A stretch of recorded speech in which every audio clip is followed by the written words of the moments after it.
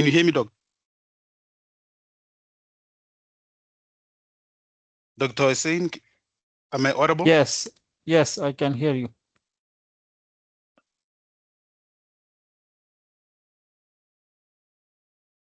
Okay, thank you. My name is Tony, course advisor. I will be your host for today's webinar. On your screen now, before we start, I'll just like to do some housekeeping rules. So you'll see that on your screen is a notification and sound settings. So you are able to turn on and off the notification as you please during this session. And please do post any question under the Q&A function at the top right hand corner. You will see the question bar. You can put your question there. There will be a Q&A at the end of the session. If the questions are related to today's topic, our presenter for the day will be able to assist in that. But if it is general, I'll be able to assist regarding that. And these are some of the frequently asked questions. So everyone registered for this webinar will receive a copy of the PDF slide and a link to the video within the next 2 business days. So please do check your junk folder, spam folder. If the email does not appear in your inbox, you can always follow up then if you did not get then the email. And another thing is that we provide a free digital certificate of attendance for live attendees. So there will be a link that I'm going to be sharing at the end of the session and a QR code that you'll be able to scan to claim your certificate of attendance. Let's move right along. So just a bit about ECT. ECT is affiliated with the well-established Engineering Institute of Technology, which is EIT. So it delivers bachelor's and master's program. So our programs are designed by industry experts, ensuring that you graduate with a skill that are valued by employers. So ECT is registered and accredited, meeting the Office for Students requirements for course quality and academics. Another thing is that our lectures are subject specialist with industry experience. The online platform allows ECT to source them from a larger global pool of expertise, and we also do offer a unique delivery mode.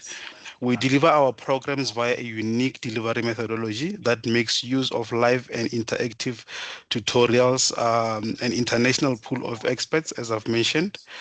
So that you can expect that at ECT. And today's topic is going to be battery storage system, key solution for renewable energy integration. And our presenter for the day will be Dr. Hussein, and he's a EIT lecturer. Dr. Hussein, you can take control of the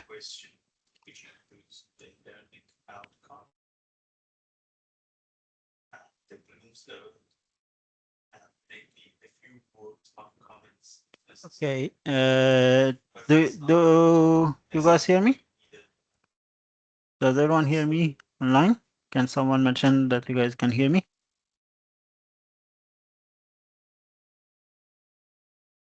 Hello, Dr. do you guys hear Hussein. me? Yeah. Am I audible? Because I can't hear you. I'm not sure if the attendees are able to hear you. Attendees, do you hear me? Yes, okay. Yeah, sure. No, as long as you, okay, that's great. No problem. Thank you very much.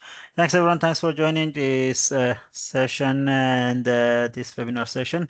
Today, we are going to discuss about the battery storage systems, key solutions for renewable energy integration. Basically, what I'm going to go through is a bit of discussion about high penetration of renewables. What are the impacts of the high penetration of renewables on our system? Sorry, I just jumped into. different technologies, different storage technologies that we have. And then we go a bit further into different battery storage technologies and power converters that are being connected or being used for connection of energy storage system, any energy sources, any storage, energy storage technologies to the power system. How can they support the power system? We'll also at the end touch base with some of the safety standards that are available for this system, and we also quickly talk about different emerging technologies that and prospects that exist. Them. I yes, the screens are on. The screens are shared. The slides are shared. I hope I can. Someone else also mention whether you can see the slides.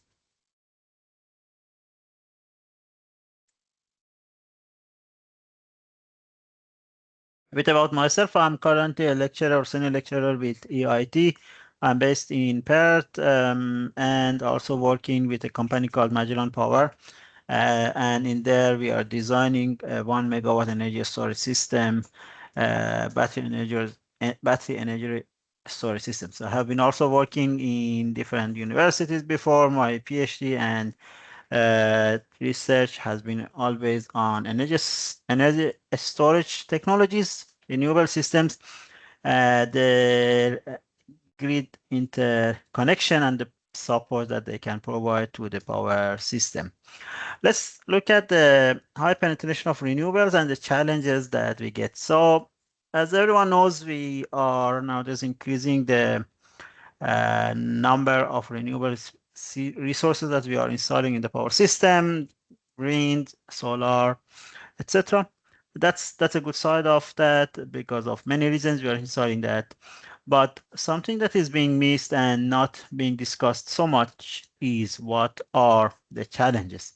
And this is where I want to focus today. We want to go a bit uh, further than just looking at the advantages of renewables. We want to see what are the challenges and whether our power system is ready for this high penetration of renewables or not. So we'll start with some of the basic challenges. And one of on the first starting point, we can look at the power fluctuations that can happen from photovoltaic systems. A simple explanation or simple diagram of output power of the photovoltaic panel or photovoltaic system in a day, normal day or normal sunny day, it would be a smooth curve that in the middle of the day we have the highest power, and in the morning or in the afternoon the power would be reduced to almost zero. But in a cloudy or rainy day, there is a different scenario, and you can see the output power that we get from the PV system would be fluctuating a lot. And here we need to think that we are having a source of energy that is connected to our system and is supposed to balance with all the loads that we have in the system. And this source of energy itself is dependent on the weather condition, and it is what we call as fluctuating, or the power which is fluctuating. And this is the first challenge that we have in the system. So in simple wording, the output power that we get from either of these renewable resources, being wind or solar, that are being more dominant nowadays, is the dependency on environmental condition and the fluctuations. That's the first. Again, even the first one is kind of visible for everyone, but there is a bigger issue that we have. And the big issue that we have here is about the inertia that we have in power system. Basically, you can think of, I mean, I need to explain what is that inertia and why the inertia is important first, so that we see why integrating renewables is a challenge in this case.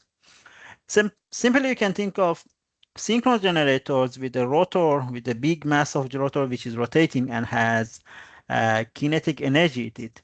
You can think of that kinetic energy as a kind of middle goodman, which always compensates for the power mismatch between the mechanical and electrical power. If the mechanical power that I have into the synchronous generator is larger than its electrical power, the extra energy would be stored in the rotor, and its speed would be kind of faster. So its energy is stored here by having a faster running rotor. And opposite can happen if we have extra electrical power compared to the mechanical power. Again, here the rotor works as a compensator and compensates the mismatch that we have between the electrical and mechanical power, right? So here the fact would be that now in renewables, that are connected to the grid, we using power electric converters, we do not have such an inertia. Here in conventional, the inertia of the rotor was the main point of having the stability in the power system, having the uh, balance between the mechanical and electrical power, and balancing the load and generation, basically, right? And now removing the synchronous generators by retiring them and by integrating more renewables is reducing that inertia. And as one of the results that you could see in this figure on the left hand side would be higher fluctuations that we would get in the frequency.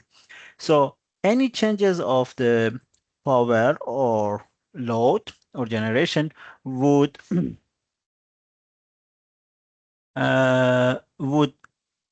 result in higher oscillations or higher transients of the frequency, which could trigger the protections, which could destabilize the power system. And this is what is called as low inertia. And this low inertia is one of the big challenges nowadays we have with power systems that are originally designed and installed with the thinking of having conventional power plants and replacing them and retiring them nowadays with so-called renewable resources. There are many other challenges. I just listed two of them here. One of them is lack of visibility. Again, you can think conventional power plants were fully controlled, managed by power system operators. For example, here in Western Australia, we have Western Power or Synergy or Horizon Power who are looking after and have the authority to control conventional power plants, and they can schedule the maintenance, they can schedule or plan the power, etc., etc. Now, we are replacing something which was fully controlled and observable by the power system operator with distributed generation or for example, PV inverters that are being installed in different houses, but these inverters are not fully visible for power system operators. Even though they may have communications, but the number of them are so much that the power system operator and SCADA system cannot look at each of them individually, right? And this is one of another issue that we have. We are we are getting blind to their operation. Of course, all of them need to follow certain standard requirements and operational procedures, but we are losing that, we are having that lack of visibility on their operation. The other bit would be lack of central control, which is opposite of what we had in conventional power systems. And now you got familiar with some of these challenges. Now we want to see the solutions. And as one of the solutions, we are looking for energy storage technologies and how can they help us to integrate higher number of or higher penetration of renewables. Um, a lot of us just think of energy storage technologies as batteries. That's because they are most familiar and mostly used. But energy storage technologies in the power system are not limited to batteries. There are many different types. The first one, we have mechanical ones. The energy storage types that are listed here are the ones that are really being used in industry. So they are not just theoretical ones. Mechanical ones, we have liquid air flywheels, which are a kind of retrofit of synchro generators, which are just looking at the um, uh, which are simply only using the inertia that is available in the generators. Then we have thermal, which could be different types of thermal energy storage technologies. We have on electrical, we have superconducting or supercapacitors and superconducting magnetic energy storage systems. Then we also have chemical ones, which are could be hydrogen-based, like fuel cells and electrolyzers. And then we have electrochemical ones, which are only one part of energy storage systems. And as part of electrochemical ones, you can see we have classical batteries, which are lead acids, lithium ion, which is mostly the most popular ones nowadays, and some other types of batteries that some of them are evolving, that some of the technologies that are uh, being being developed nowadays and commercialized nowadays. And then on the other kind of electrochemical ones, we have flow batteries, for example, and hybrid supercapacitors that are helping with that. And now let's quickly go through some of these. And I'm just introducing some of these technologies as an introduction. Uh, the first one that we have is flywheels. Flywheels are, as I mentioned, their main structure is synchronous generators without any mechanical input. What we do here, we have still you can think of the rotor that still exists similar to the synchronous generator and the stator. And in this case, we get the energy from the grid. We spin the rotor, and we store the energy as a mechanical kinetic energy. And And in this case, the energy being used, energy being stored as mechanical energy or kinetic energy. And when there is lack of energy from the power system, the energy that has been stored here can be fed back to the power system or vice versa. The main point of this technology would be the fact that these system needs to have minimum losses because we have a rotating rotor which could have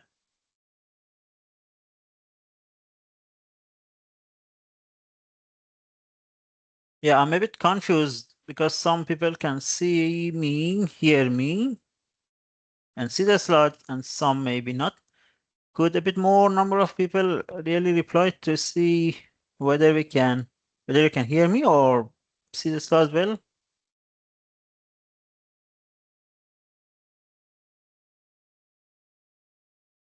See the present.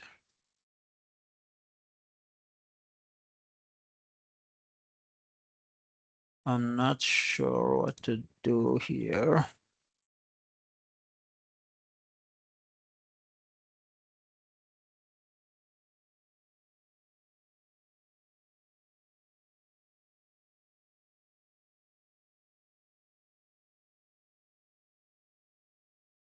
Yeah, I can see there are some people that like our last attendees that can hear and see. So I guess the system is set up correctly.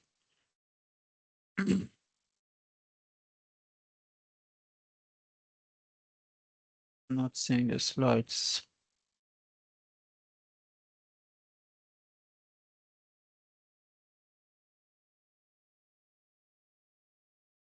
I just checked with some of the tech teams.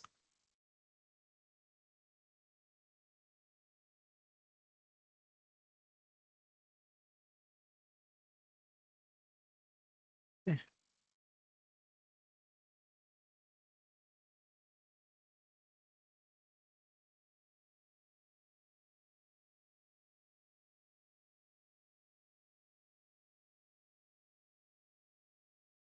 Could we see now from the beginning of slides?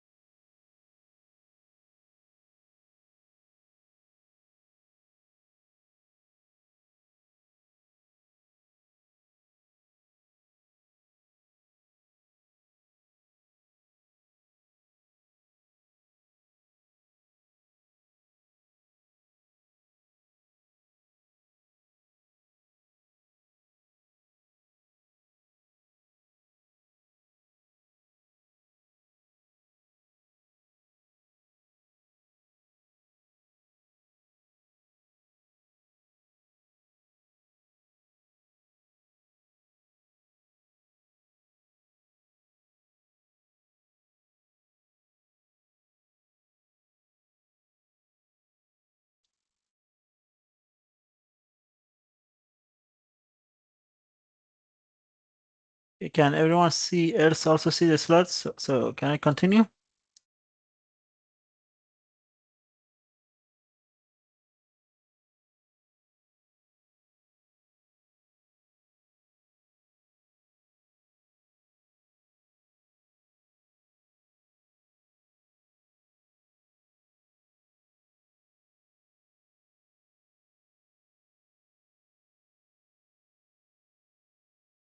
Okay.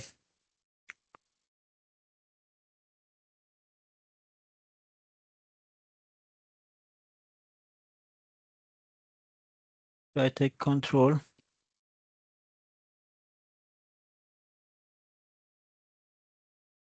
Should I stop on my side? I can see the slides. The problem is that I can't hear you.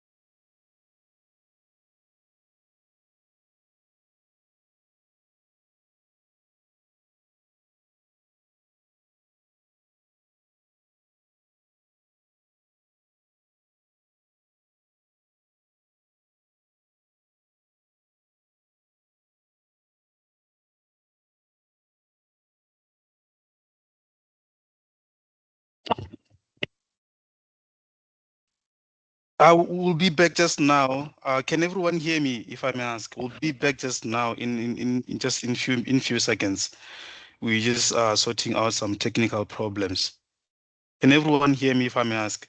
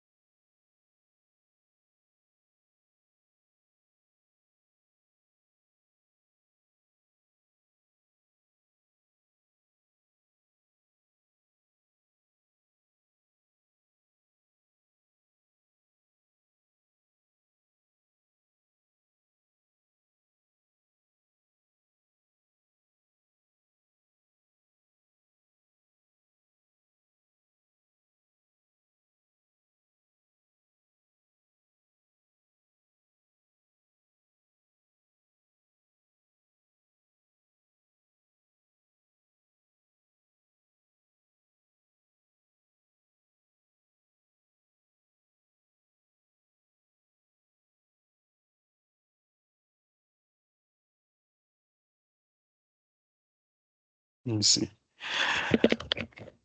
Dr. Hussein, can you hear me?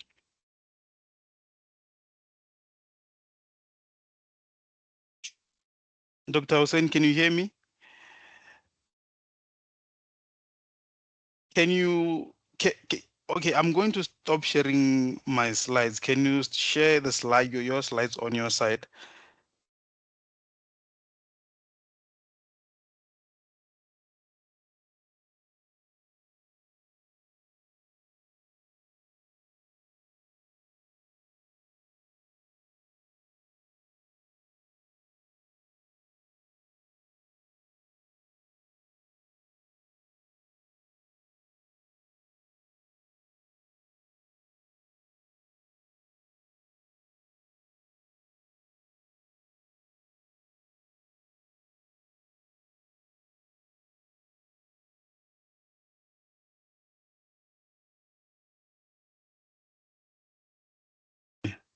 Hello? Hello? Hello, doctor, can you hear me? Yes, do you hear me? Yes?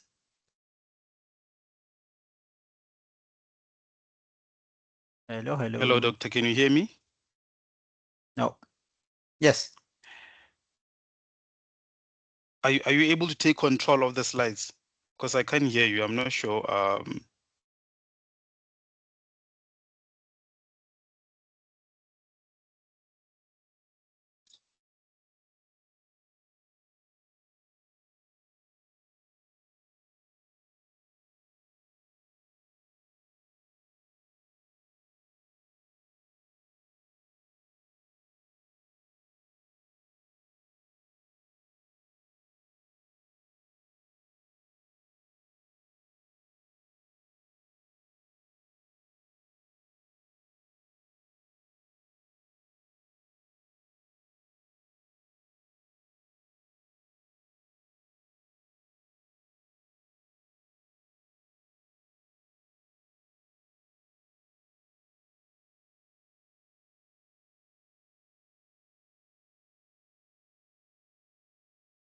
Okay, can attendees tell me whether you can see the slides now again?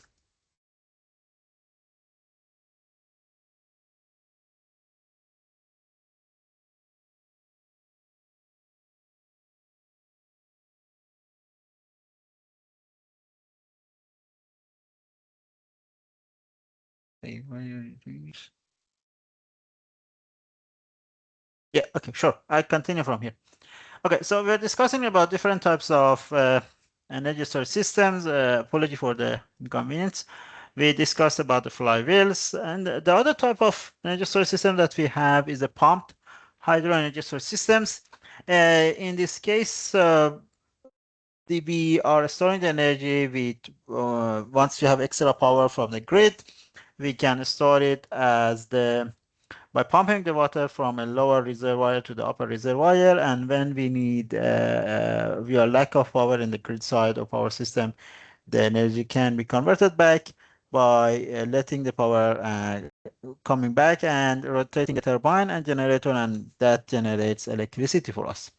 The other type of energy storage that we have is compressed air, as the name suggests. We store the energy by pumping the air as a high pressure. Normally, we do this in underground reservoirs that are already available because they have been the resources for the gas or oil that are getting empty. We use these reservoirs to store the compressed air, and now here energy is stored as compressed air, and then when we need energy, we can use expander and generator and generate electricity and convert back the energy to the grid. Now, the question could be for many of us is about why do we have so many different types of energy storage technologies, and what are the differences, and when do we choose what type of technology? And that comes to this simple diagram. It's about 2 points. One is how much is the normal capacity that each energy storage uh, each energy storage technology can store. The other thing is about how long they can store it or how long we can discharge or charge them, right? If you look at this, for example, for the pumped hydro storage systems, they can store gigawatts of energy or power, and they can store that for many days. And they are the sources of they are the types of energy storage that can store a large amount of energy and with long discharge times. On the other side, if we look at, for example, capacitors or supercapacitors, which is another type Hello, of. doctor. Sorry to interrupt you. I just Yes. wanted to stop sharing my slide so that you can share yours. Because what's happening is that now what appears on my screen is my slide. Yours are not appearing, so I'm not entirely sure what could be the reason. So I'm going to stop sharing. Okay, there we go. That's fine. I can see your screen now. I think you can just continue. Yeah, I was doing the same thing. Yep. Uh, sure. And then we have high power or supercapacitors that can store large amounts of energy, but their amount of or they can release amount of power, but the storage of energy would be relatively low. And here, for example, we can look at supercapacitors that are being used for example, trains. Every train, every station that the train stops, there is an excess energy during the break-in time, and that energy is being can be stored in supercapacitor, and then once the train wants to start, that energy can be released back for the starting of the train. So here we have the supercapacitors. Of course, you can see again batteries, different types of batteries that um, are having a large range of power as well as charging discharging time. And then we have like somewhere like flywheels, compressed airs, etc. But the main factor here would be the timing and the capacity or that each of these energy storage technologies can store or release over time. Now, if we want to go a bit further and a bit more detail into battery energy storage technologies, we are going to revisit or review some of these battery energy storage technologies. I mean, the first thing would be there are there is the installation of different battery energy storage systems on over time that we can see over in this graph. And then if we go quickly to some of the known or most used types of energy storage systems, a battery storage system, we can look at lithium ions. Lithium-ion battery systems are the types of batteries that are being used nowadays for energy storage systems, large scale energy storage systems like megawatts or gigawatts of energy that can be stored by them. They are being used for electric vehicles. Almost all the EVs are using this type of battery energy storage system. The main reason for doing that is the fact that lithium-ion battery systems can store a large amount of energy in a relatively small volume and weight. So this is what we call their power density and energy density is relatively high compared to the other types of battery system. However, their technology has extra risks, and these batteries are sensitive to what we call as the temperature, overcharging, overdischarging, etc. Looking at the chemical technology, all the batteries, including the lithium-ion battery system, consist of two electrodes, cathode and anode, which are conductive materials and collecting and releasing electrons basically. And then we have electrolyte in middle. Here our electrolyte consists of lithium ions, and that's what the name of the battery is. Lithium ions, normally once we are charging the battery, the lithium ions or these red dots in this picture are gonna move from one electrode, which is called cathode, towards the other side, which here on the anode side we have graphite that works like small holes to keep the or to store the ions of lithium ion, right? And this is how we store. And in the middle, we have pros separator, and that pros separator is a kind of um, uh, is a non-conductive material which stops the short circuit or prevents a short circuit between the two electrodes, and it doesn't let the electrons to pass through. However, it lets the lithium ions to pass through. Looking at the chemical action, we have on anode side, while charging or discharging, we have the carbons, which you can see the carbon holes or pros carbons, which are being combined with a number of lithium ions, positive lithium ions, and a number of electrons, and then they create LiXCN. On the cathode side, we have LiXO2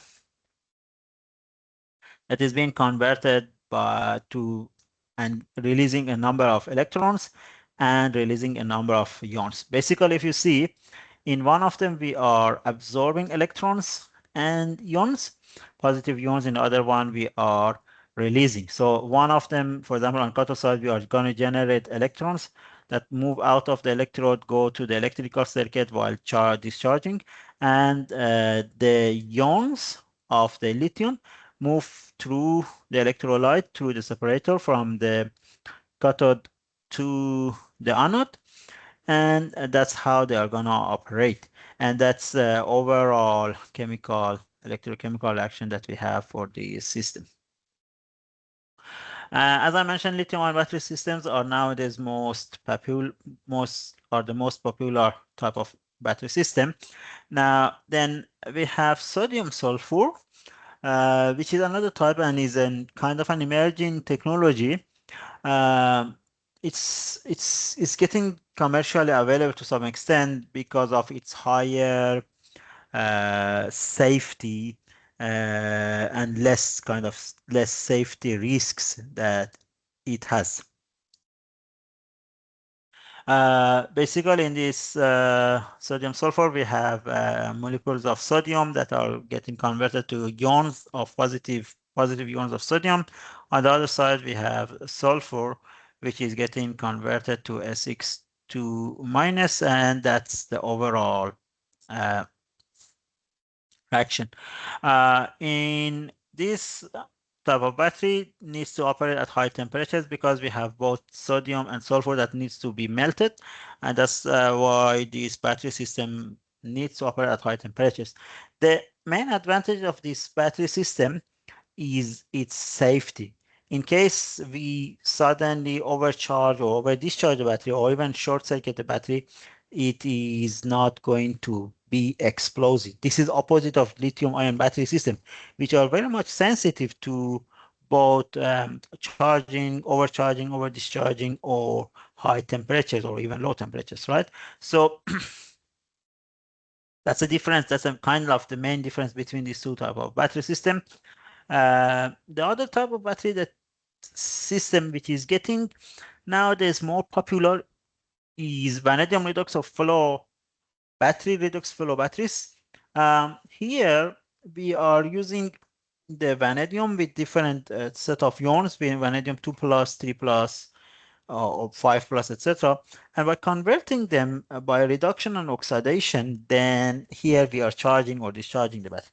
The main advantage of this battery system compared to the other types is that the battery cell and where we are storing the energy are independent. In the previous types, the battery cell both converts the power or does the charging discharge. At the same time, the energy which is stored as ions is being stored at the same cell.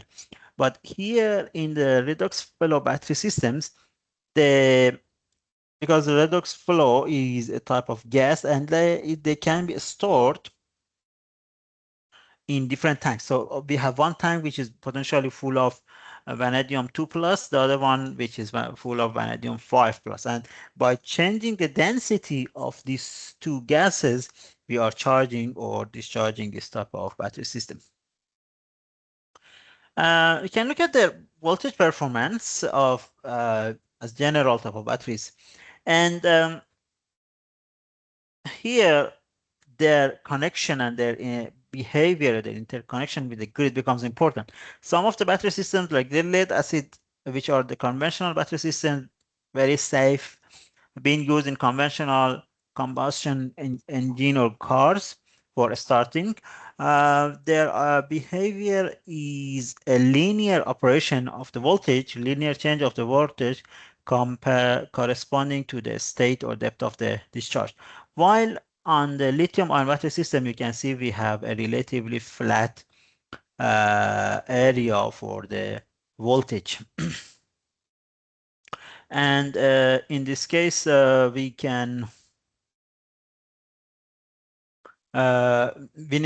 need to design our power converters. We then design our integration system, integration with the system corresponding to that.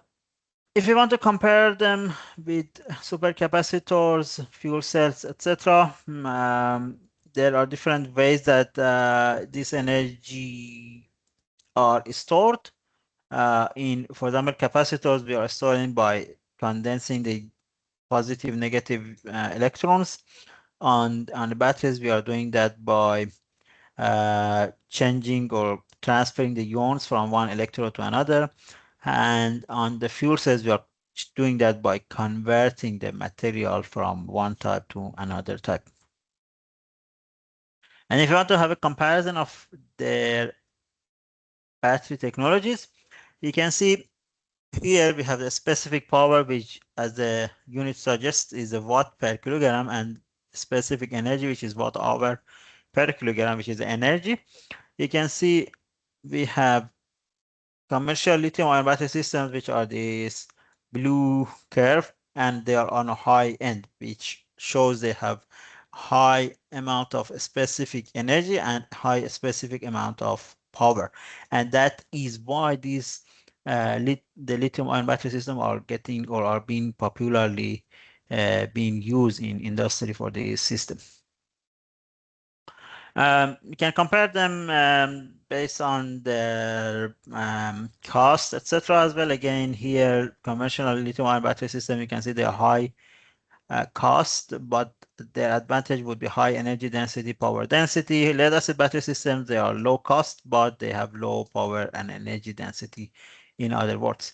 Vanadium redox battery system, they have high energy storage capability because there is ease of scalability, but they are still big. They have low energy and power density. Again, we can see supercapacitors and other types. Now that we got to some extent familiar with different battery technologies itself, we can look at the power converters that are connecting these systems to the grid. Basically, there are different types of battery or power electric converters.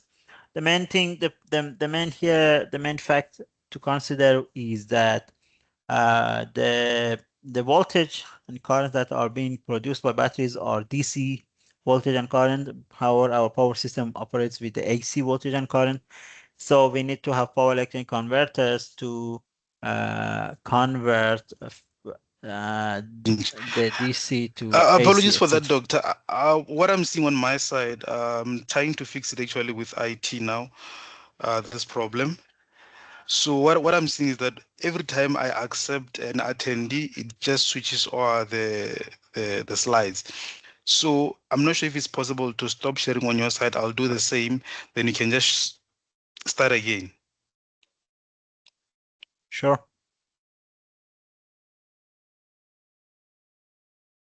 Okay, let me stop sharing also. Let me see.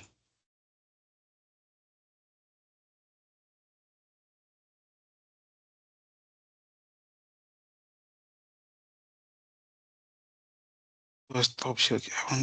How do I remove this?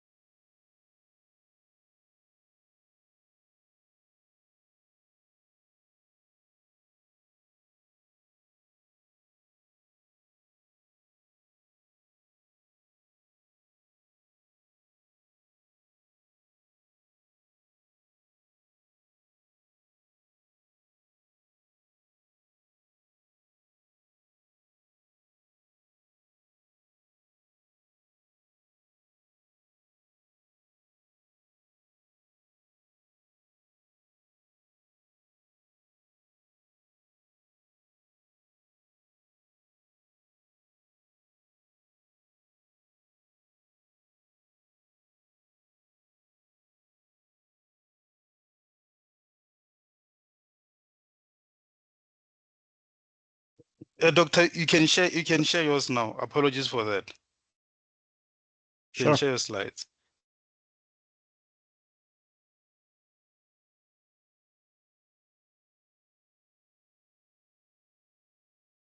Okay. That's, I guess, hopefully everyone can see my slides again. Yeah, so we're talking about the battery power converter systems. We have conventional transformer based, which are two-level power converters. We have also solid state transformers, which could be two-stage with high voltage or low voltage DC links. We have also transformer-less technologies that are could be cascaded H-bridge or modular multi-level converters. But basically, there are different types of power converters, power electric converters that can connect different battery technology systems to the power system.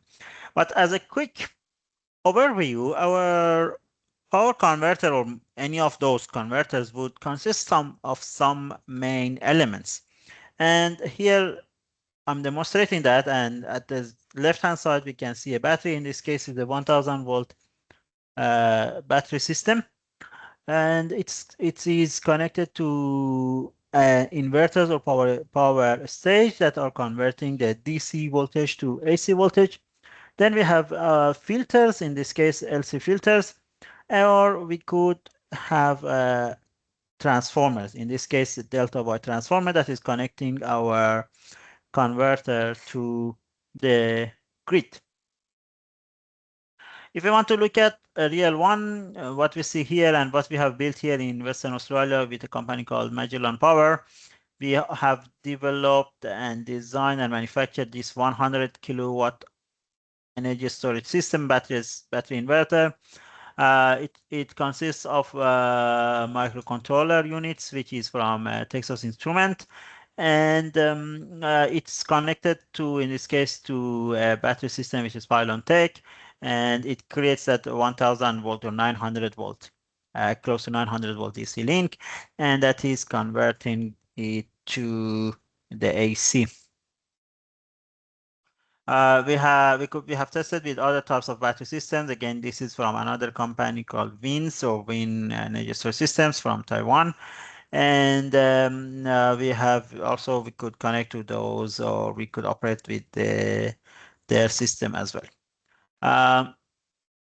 There are different ways we can connect our battery system to very high voltages.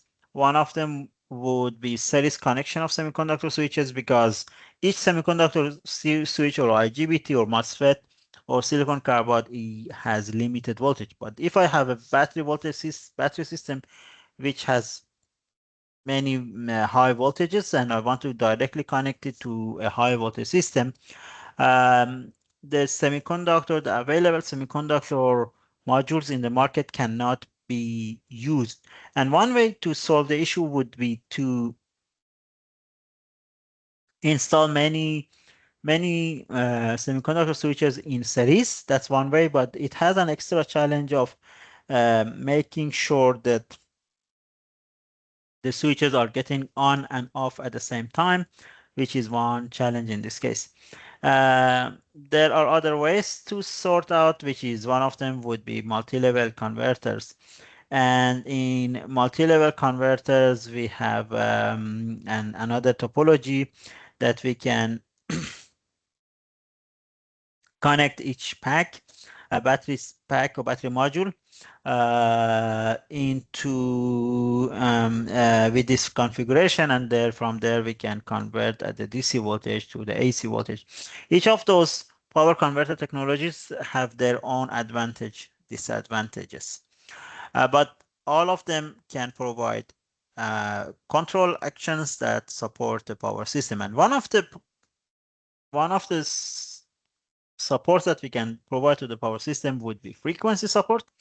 A simple explanation of this is the fact that if the frequency of the grid changes, so for example, it reduces below the nominal frequency, in this case 50 hertz, the output power from the energy storage systems or even from renewables could be increased. And this is a kind of emulation of behavior that we have from conventional synchronous generators. On the other side, if there is an extra energy, the frequency of the system is higher than the nominal frequency, the output power or discharge power could be reduced. And in this case, again, we are emulating. And we are basically emulating the behavior of conventional generators to balance the power and the flow of the power in the power system. Another one would be supporting the frequency, which could, for example, here we could, if we see a frequency deviation in the grid, we could increase the output power that we have from our energy storage system.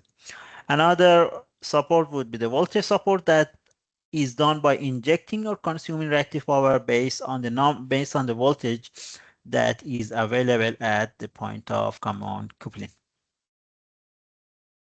There are different safety standards that are available for battery systems. One of the most important ones is arc flash.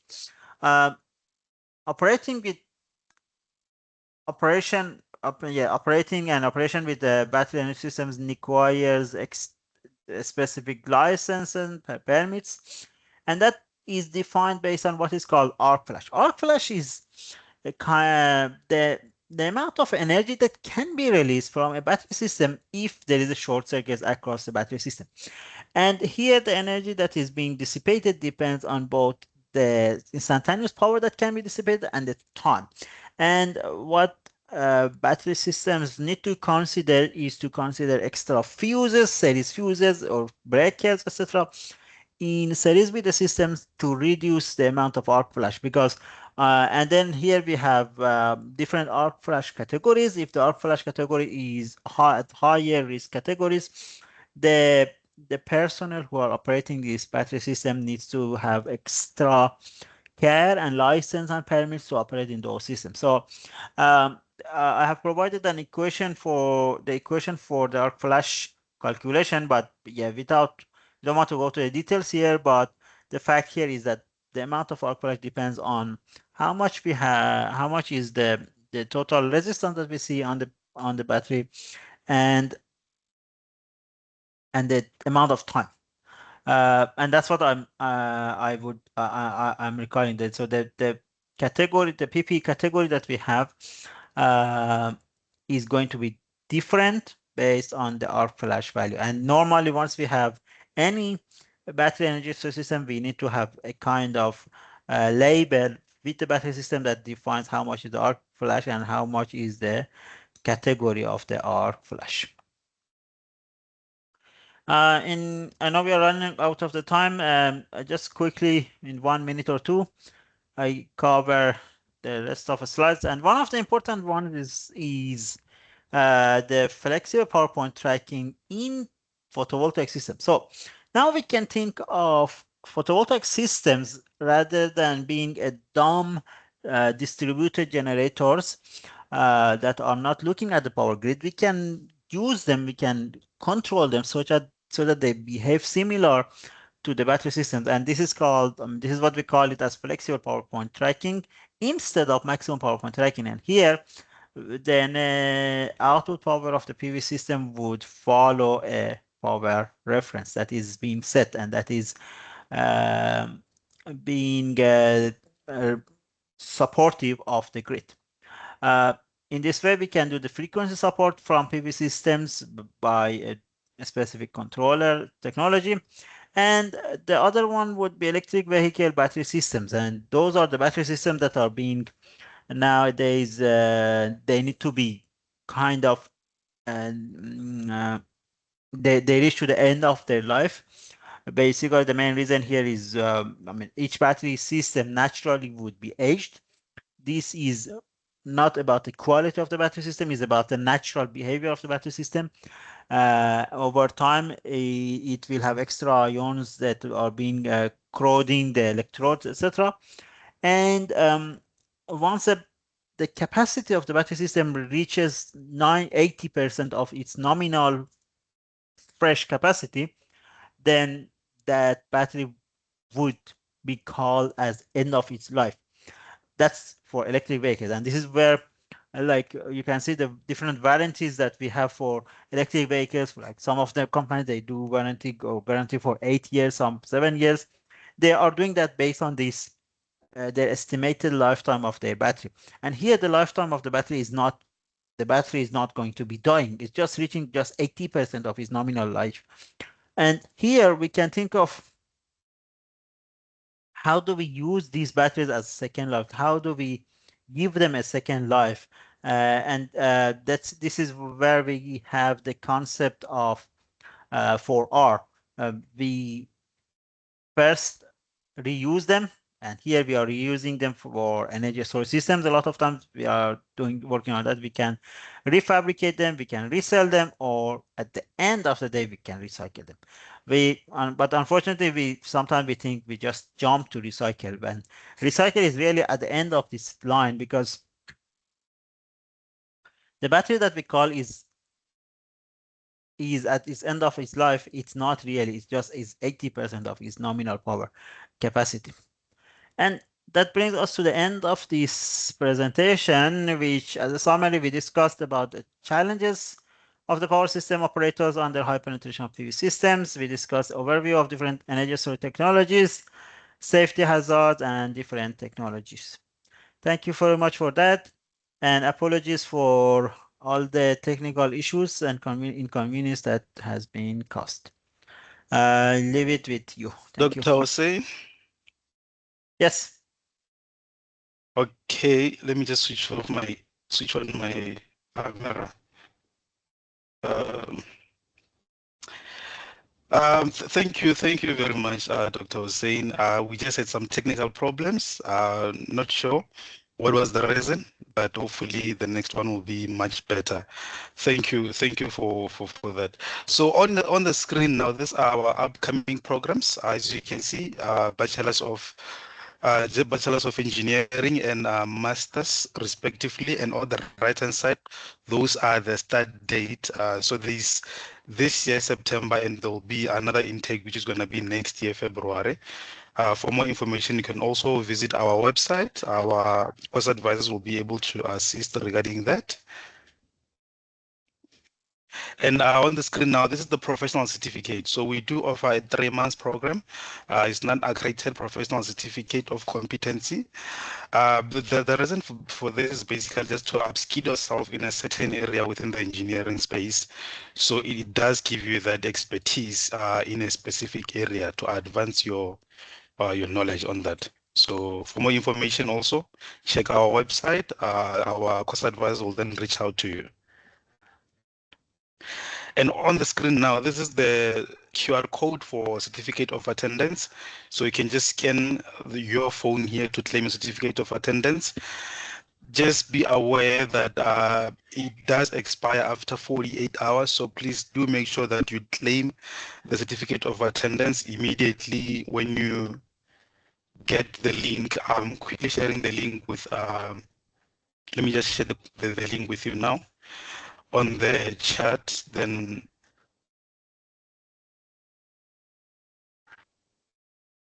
let me just quickly share the link. But so long you can just, oh, there. Let me share.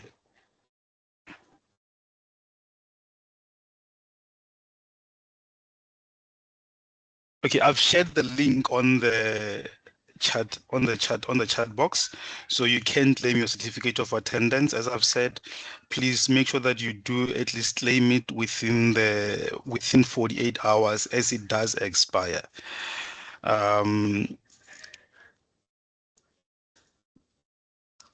you move to the another slide, Doctor?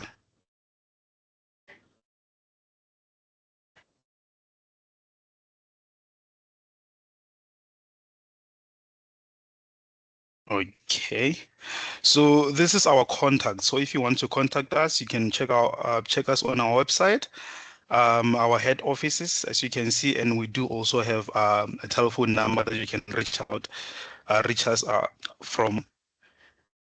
So we are at the end of the webinar, and I would like to just apologize to the attendees for the technical issues that we had during. The next one hopefully will definitely be perfect. Any last words from yourself, Doctor? I just want to thank everyone for attending this webinar. Hopefully it was useful for everyone, and apology for all the technical issues happened. And yeah, reach out to me if there was any questions about technical questions about the webinar, and I would be happy to help it. That's all from me. Okay, thank you very much, Doctor. Hopefully it was informative, the session to the attendees. And thank you very much to the attendees for taking their time attending the session. And we calling it a day. I think we're at the end of the session now. And thanks once more. And we will see you on the next one. Thank you very much, Bye-bye for everyone. now. Thanks. Bye. Bye.